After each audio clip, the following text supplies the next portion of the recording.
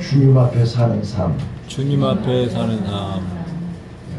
자, 저는 오늘 우리 학생들하고 우리 성도들에게 천국과 지옥에 대해서 얘기하고 싶어요.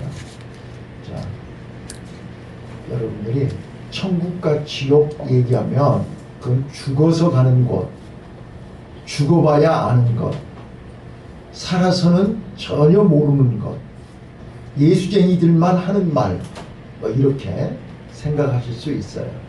그런데 제가 오늘 말씀드리려고 하는 것은 살아서 지금 오늘 이 자리에서 여러분들이 천국을 경험하라는 거예요.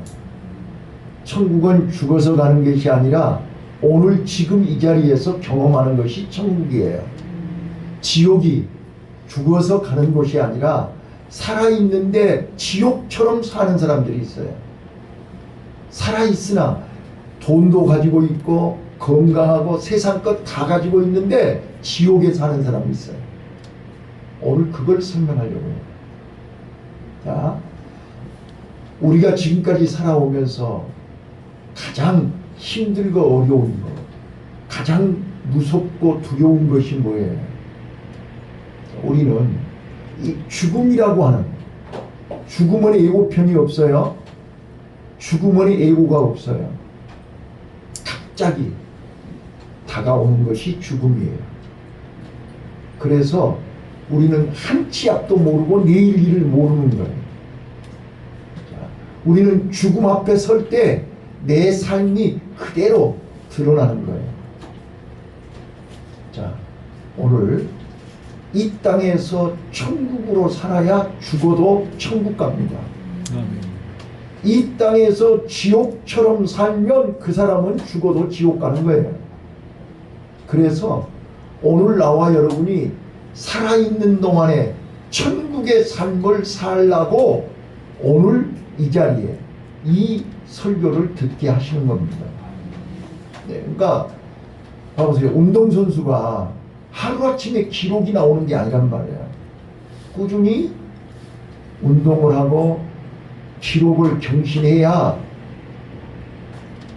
올림픽이라든지 체육대회라든지 아시안게임이든지 가서 기록을 세우는 거지, 기록이 하루아침에 세워지냐고요. 평상시에 우리는 천국을 경험하셔야 됩니다. 천국에서 살아야 됩니다. 어떤 일이 있어도 여러분들이 지옥에 가면 안 됩니다.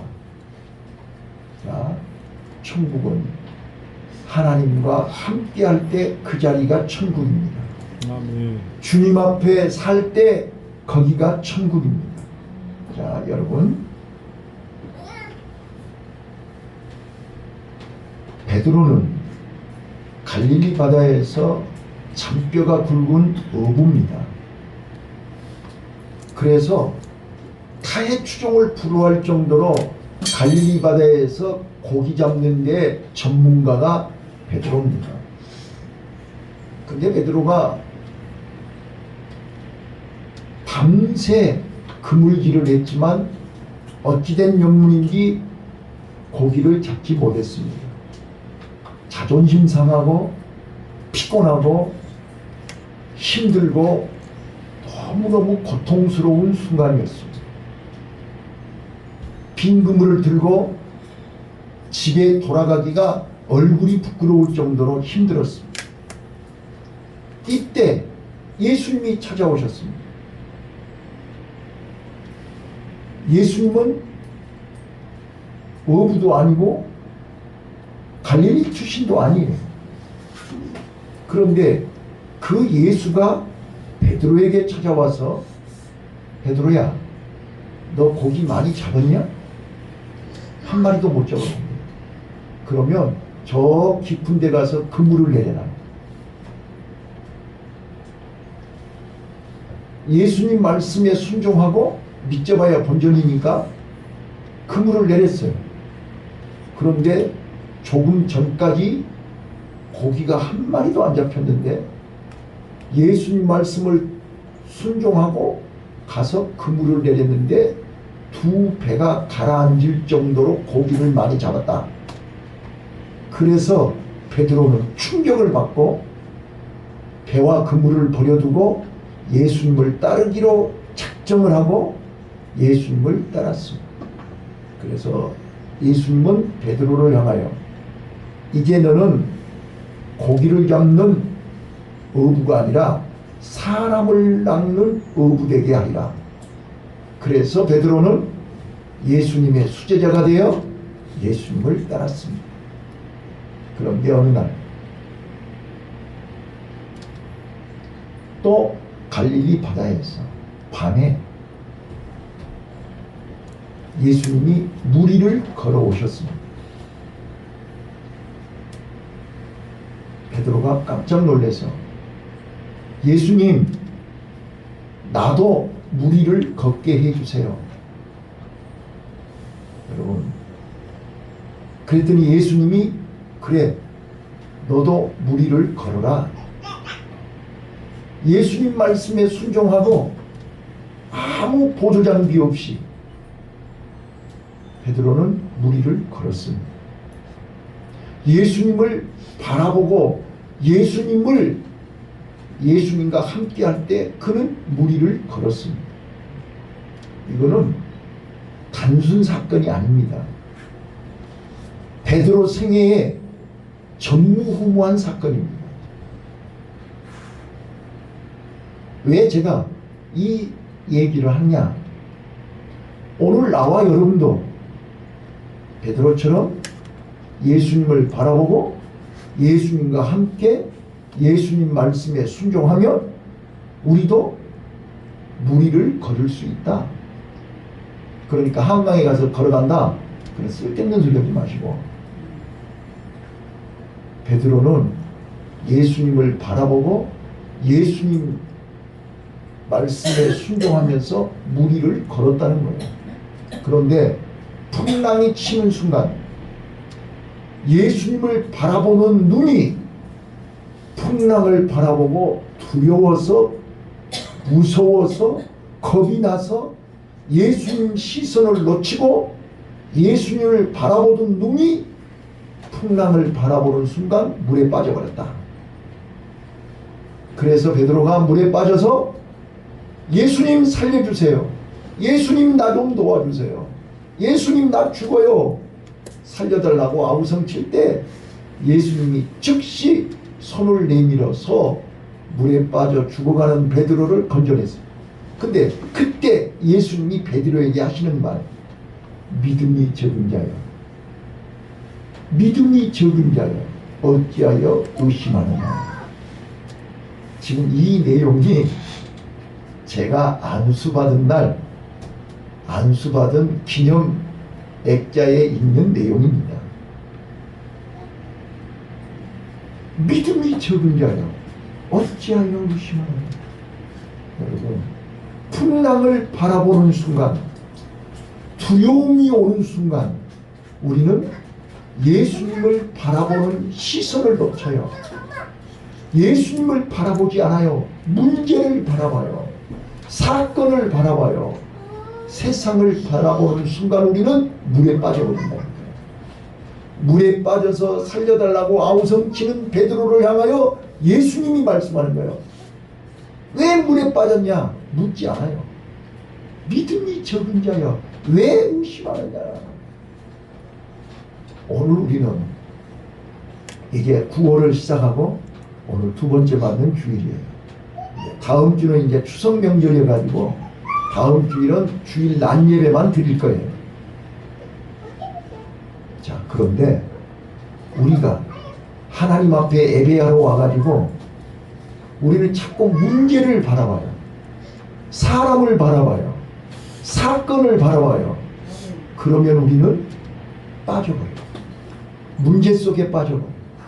하나님은 안 보이고 예수님은 안 보이고 우리는 그 문제에 빠져서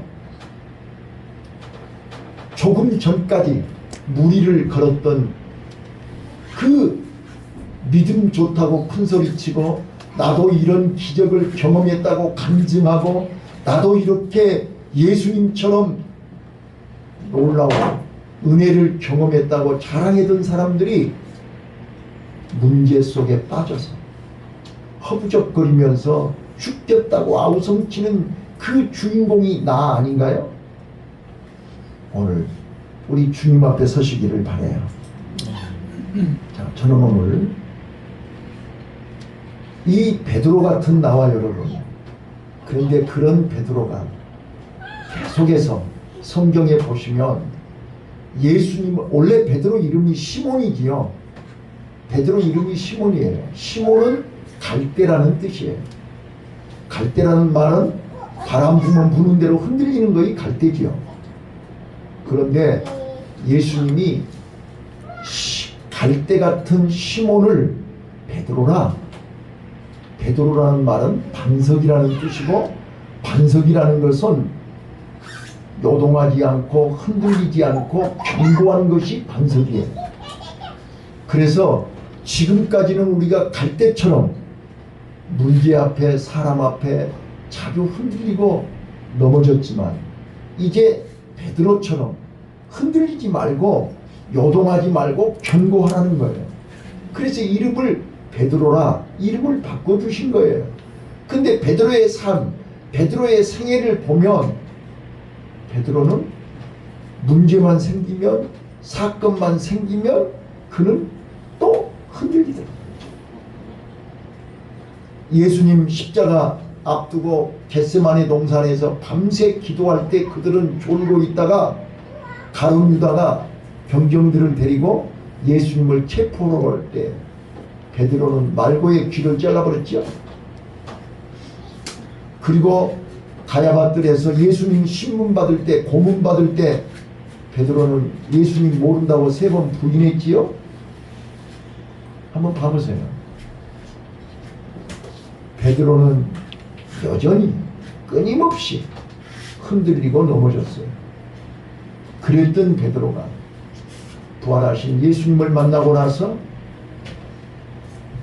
그는 이제 십자가를 거꾸로 메고 순교하는 순교자 베드로가 된 줄로 믿습니다.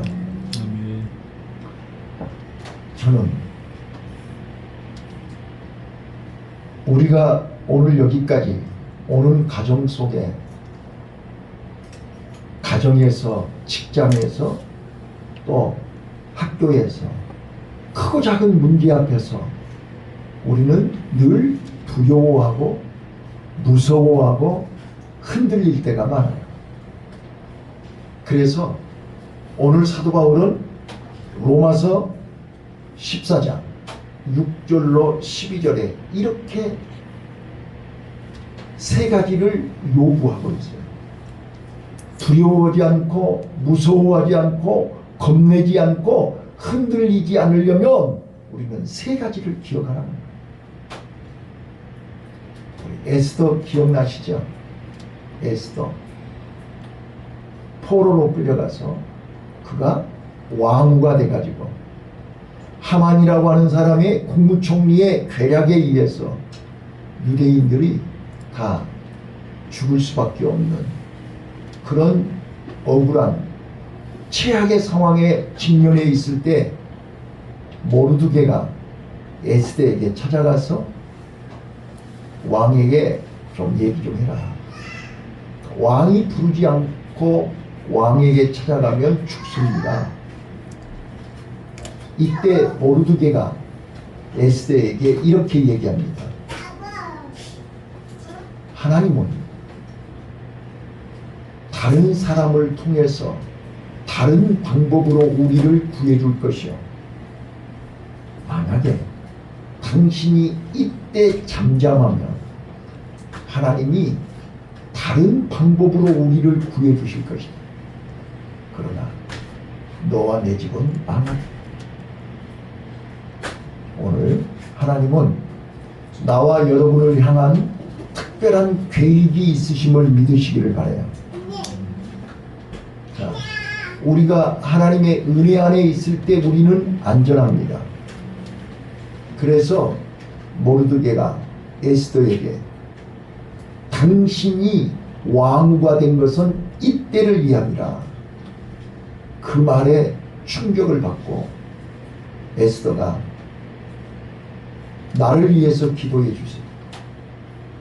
내가 죽으면 죽으리라 하고 3일 동안 금식을 하고 에스더가 왕 앞에 나아갔습니다. 그때 하나님이 작업을 하시고 역사를 하셔서 왕이 에스더를 사랑하는 마음을 주셨고 에스더의 말을 듣고 놀라운 불임절이라고 하는 기적이 일어났던 것을 우리는 에스더서를 통해서 잘 알고 있습니다.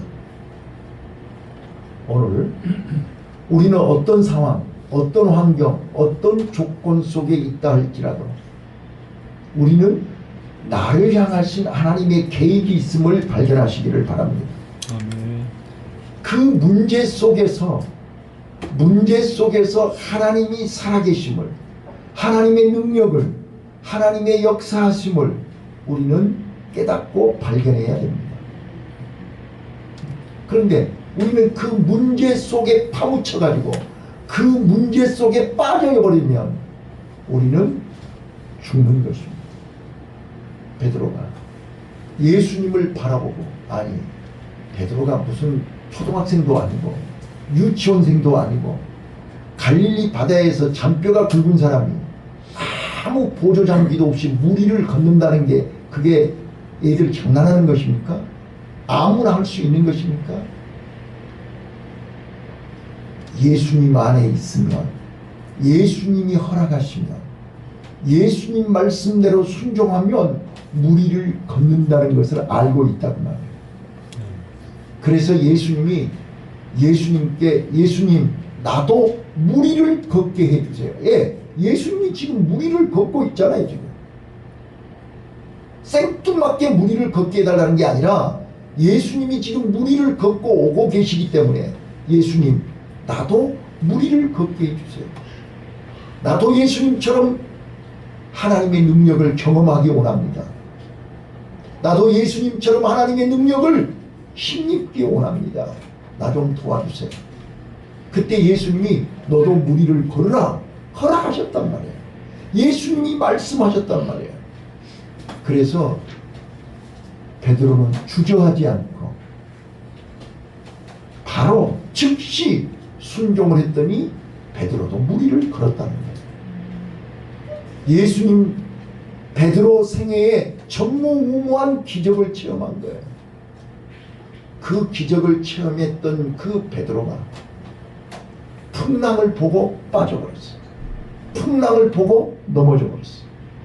오늘 우리 인생의 풍랑, 삶의 풍랑. 자, 우리 이제 내일 모레가 추석인데 추석이 되면 멀쩡했던 사람들이 또 힘들어져요. 부모 형제를 만나고 친척들을 만나고 또 가까운 사람들을 만나면서 또 문제가 생겨요. 이때 여러분 우리는 베드로처럼 물에 빠지지 마세요. 풍랑 속에 빠지지 마세요. 누구를 만나도 풍랑이 일어나도 예수님을 바라보세요. 베드로가 큰 풍랑이 밀려올 때 예수님을 바라보고 있었으면 물에 안 빠져요. 풍랑을 바라보는 순간 물에 빠지는 거예요. 자, 오늘 우리가 어떤 풍랑 앞에서도 시선을 놓치지 않고 물에 빠지지 않는 비결. 첫 번째, 오늘 본문에 나는 사나 죽으나 나는 누구 것이에요? 우리는 하나님의 것이에요. 주인이 하나님이세요. 주인이 내 안에 계신 주님이라고 말합니다. 오늘 새벽에 제가 허가제와 신고제를 설명했어요. 여러분 이제 우리 학생들 복지사 자격증 받으시면 이제 기관에 취직하시던 여러분들이 기관을 설치하시던 시설을 만드시던 이제 현행 우리나라 법에는 신고제가 있고 허가제가 있어요. 자, 신고제는 뭐예요? 신고제는 내가 모든 준비 다 해놓고 기관에다가 신고하는 거야. 나 내일부터 식당 합니다. 내일부터 센터 합니다. 주소, 센터장 누구, 이렇게 서류를 갖추어서 구청에다 신고만 하면 되는 거예요. 그리고 간판 걸고 하는 거예요. 이게 신고제예요. 신고제는 특별한 규제가 없어요. 특별한 규제가 없는 대신에 국가에서 도와주는 게 아무것도 없어요. 자기 마음대로 하는 거예요. 그리고 1년에 한 번 감독 조사받으면 돼요. 검열받으면 돼요. 근데 허가제는 어때요? 허가 조건이 까다로워요. 하나부터 10까지 그 조건에 맞추어야만 허가가 나는 거예요. 그런데 그 조건을 다 갖추어서 허가가 나면 국가에서 다 돈을 줘요. 이게 허가제예요. 우리 인생도 마찬가지예요. 우리 삶도 마찬가지예요. 지금 우리 교회 안에 앉아있는 여러분들이 지금 신앙생활을, 인생을 허가제로 사시는 거예요? 신고제로 사시는 거예요? 나 하나님 믿어요. 나 건강하게 행복하게 살고 싶어요. 근데 내 마음대로 살아요. 이거는 신고제예요. 힘들고 어렵지만 하나님이 정해준 규정대로, 하나님이 정해준 법대로, 하나님 말씀대로 힘들고 어려워도 허가 조건대로 이행하면서 살면 그 다음은 다 책임을 져준 거니까요. 오늘 우리가 하나님의 은혜 안에, 하나님의 법 안에서 행복하시기를 바라요. 아멘. 그런데 내 마음대로, 내 고집대로, 내 하고 싶은 대로 하면서 행복하게 살고 싶지만 죄송하지만 걸리는 게 많아요. 안 돼요. 자, 그래서 첫 번째, 오늘 우리는 내 주인은, 내 인생의 주인, 내 가정의 주인, 내 삶의 주인, 내 몸의 주인이 내가 아니고 하나님이라는 거예요. 이거를 고백할 때 그때부터 하나님이 나를 책임져 주실 줄로 믿습니다. 아멘. 이게 바로 신앙이에요. 이게 바로 믿음이에요. 오늘 우리 사랑하는 성도 여러분, 또 우리 학생들이, 지금부터 우리는 이 시간 내 삶의, 내 생명의 주인이 내가 아니고 하나님이심을 고백해야 됩니다. 아멘. 나는 내가 주인이 아니에요. 근데 모르는 사람들은 마치 자기가 주인인 것처럼 내 인생은 나의 것, 내 마음대로 살아도 된다. 그건 아니에요. 우리는 문제 앞에서, 문제가 딱 생기면 여러분들은 금방 두 손 들 수밖에 없어요. 우리는 머리털 하나도 희게하거나 검게 할 수 없어요. 오늘도 지금 여러 사람이 안 보이는데 지금 코로나 걸렸대. 우리는 눈에 보이지 않는 코로나균 하나도 이길 힘이 없어요. 코로나균 하나도 막을 힘이 없어요. 코로나균 앞에서도 벌벌 떨고 있는 게 우리의 모습이에요. 그래서 우리는 내 안에 하나님이 주인으로 계셔야 된다는 거예요.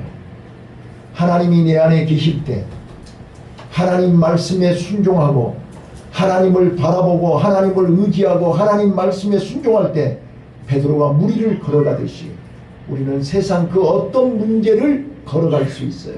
이겨낼 수 있어요. 견딜 수 있어요. 승리할 수 있을 줄로 믿습니다.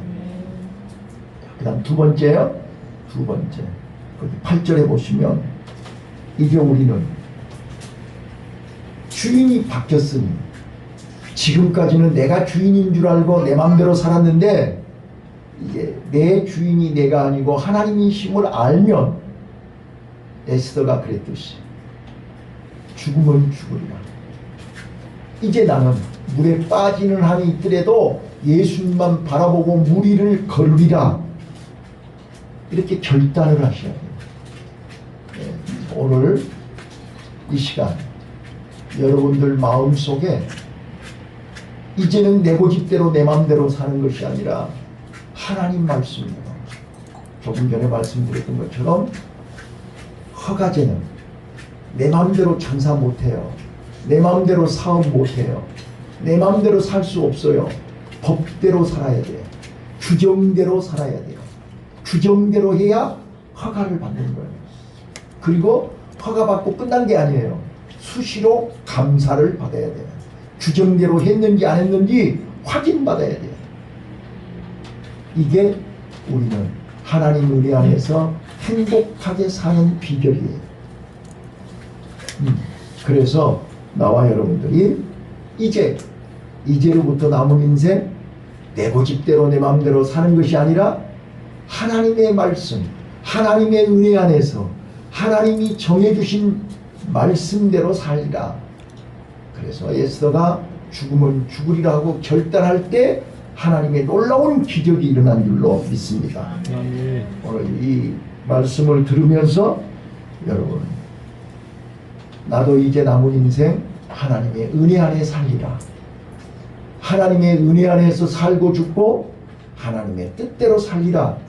그렇게 마음에 결단하는 순간 하나님이 여러분들을 위해서 작업하실 줄로 믿습니다. 그래서 너희가 나를 따라오려거든 자기를 부인하고 자기 십자가를 지고 따르라고 하는 거예요.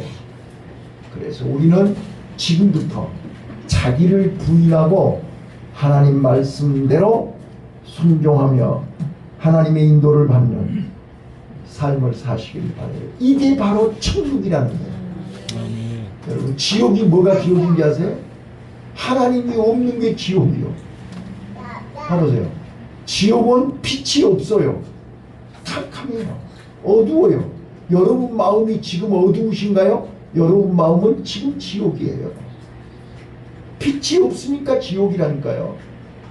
그러나 나는 문제가 많고 환경이 복잡하고 질병과 모든 어려움 속에 있지만 내 마음속에 빛이 있으면 거기는 천국이에요. 오늘 나는 여러분들이 다 빛 가운데로 행하시며 빛 가운데서 천국을 경험하시기를 바라요. 아멘. 마지막으로 오늘 우리는 이게 여기 11절에서 얘기한 것처럼 우리는 다 하나님 앞에 설 때가 온다고. 그래서 12절에 하나님 앞에 직고하리라. 직고라는 말은 히브리 헬라어 언어의 이 장부책, 이 책에 기록된 대로 하나님이 결산한다, 그런 뜻이에요. 기록된 대로 심판한다, 그런 뜻이에요. 우리는 날 때는 순서가 있지만 갈 때는 순서가 없죠. 우리는 다 하나님 앞에 서야 돼요. 하나님 앞에서 심판받아야 돼요. 그때 아무리 변명해도 필요 없어요. 우리는 삶으로, 생활로, 믿음으로 보여야 돼요. 그래서 결론, 우리 하나님 앞에서 믿음으로 끝까지 하나님이 원하시고 기뻐하시는 아름다운 삶을 사시기를 바라요. 이 좋은 계절이 이제 가을이 성큼 왔어요. 엊그저께가 백모였죠? 가을이 왔어요. 이 좋은 계절에 여러분 신앙의 아름다운 열매를 맺으시고 여러분들의 신앙의 아름다운 결실이 있기를 예수님 이름으로 축원합니다. 아멘. 기도하겠습니다.